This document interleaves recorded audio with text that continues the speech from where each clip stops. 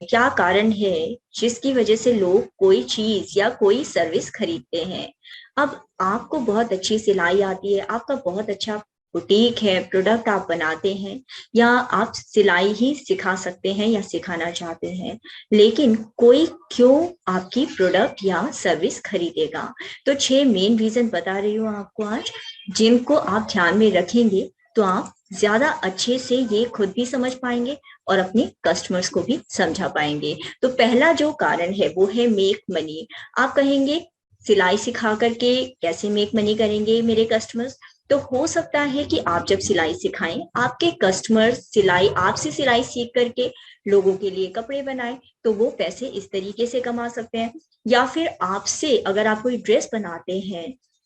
और उस ड्रेस को पहन करके आपके कस्टमर ज्यादा कंफर्टेबल फील कर पाते हैं, या फिर अपने ऑफिस में रॉब से जा सकते हैं, ज्यादा प्रोडक्टिव होते हैं, ज्यादा काम कर सकते हैं, तो फिर उस तरीके से उनकी प्रमोशन भी हो सकती है यदि वो ज्यादा कंफर्टेबल होते हैं अपनी ड्रेस में, और इस तरीके से वो पैसे भी ज्यादा कमा सकते हैं। दूसरा रीजन हो सकता है जिसकी वजह से आप अपने कस्टमर्स को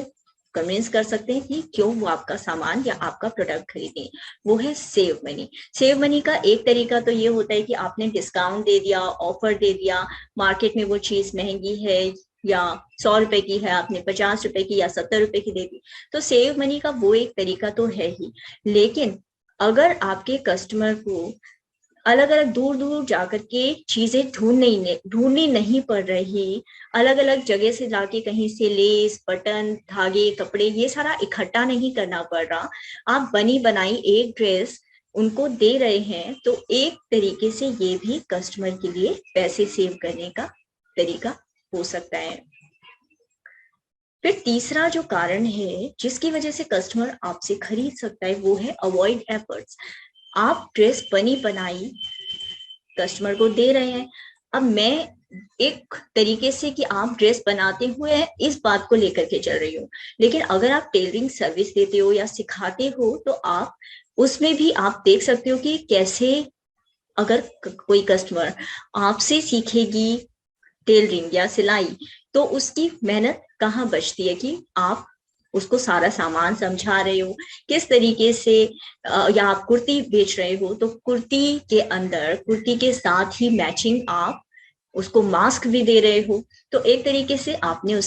उसकी एफर्ट, उसकी मेहनत बचा ली कि उसको अलग से मास्क नहीं बनाना मैचिंग, या फिर चिंता नहीं करनी कि उसको मास्क चाहिए होगा। फिर अगर आपका कस्टमर या आपके कस्टमर उसको फिजिकली या मेंटली भी आप कोई कंफर्ट दे रहे हो, उसका पेन, कि जैसे अभी मास्क का एग्जांपल दिया कि उसे अलग से जाकर के इधर उधर जाकर के मास्क नहीं इकट्ठा करने की जरूरत, या फिर मैचिंग कैसे बटन लगाने की, जिप लगाने की, या ऐसी चीजें लाइनिंग लाने की कोई टेंशन नहीं करनी, आपने बना बनाया उसको दे दिया एक ही जगह पर, उससे मैचिंग लेगिंग भी दे दी, मैचिंग दुपट्टा भी दे दिया, या जो भी जरूरत है उससे रिलेटेड, ड्रेस से रिलेटेड ही उसकी कस्टमर की सारी परेशानी दूर कर दी, तो भी आपकी कस्टमर चाहेगी कि बाकी बुटीक्स या बाकी लोगों के पास जाने के बजाय वो आपके पास आए। और अगर आप सही धागा इस्तेमाल करते हो, सही कपड़ा इस्तेमाल करते हो, कभी क्वालिटी में कॉम्प्रोमाइज नहीं करते, या फिर कस्टमर को सही फिटिंग देते हो, सही कंफर्ट का उसका ध्यान रखते हो, उसको और कुछ नहीं, ड्रेस को छोड़ो, यदि वो कस्टमर आपके पास आती है तो कंफर्ट ये भी हो सकता है कि समय पर डिलीवरी मिल रही है, समय से पहले डिलीवरी मिल रही है, या फिर कपड़ा आप जैसा इस्तेमाल करते हो। तो इस तरीके की छोटी छोटी चीजें हो सकती है जिसकी तरफ आप ध्यान दे रहे हो। अगर आप कस्टमर के कंफर्ट का ध्यान रखते हो तो फिर भी कस्टमर चाहेगी कि वो दूसरों के बजाय आपसे ही कपड़े सिलवाए, या आपसे सिलाई सीखे, या फिर आपसे ही कपड़े खरीदे। और आखिरी सबसे इम्पोर्टेंट पॉइंट ये है कि अगर आपकी बनाई ड्रेस पहन करके कस्टमर को ज्यादा खुशी मिल रही है, उसको ज्यादा अप्रिशिएट कर रहे हैं लोग, ज्यादा कॉम्प्लीमेंट दे रहे हैं, ज्यादा फिटिंग के लिए, चाहे डिजाइन के लिए या फिनिशिंग के लिए ज्यादा कॉम्प्लीमेंट मिल रहे हैं, तो जाहिर सी बात है कि कस्टमर आपके पास आना पसंद करेगी। तो ये मोटे तौर पर 6 पॉइंट है जिसकी वजह से कस्टमर कोई भी चीज, कोई भी प्रोडक्ट या सर्विस खरीदते हैं। आप किस तरीके से अपना जो भी आप सिलाई करते हैं, प्रोडक्ट बेचते हैं, सर्विस देते हैं, कैसे आप इन पॉइंट से अपने कस्टमर्स पे कनेक्ट कर सकते हो और उसको अट्रैक्ट कर सकते हो कि वो आपसे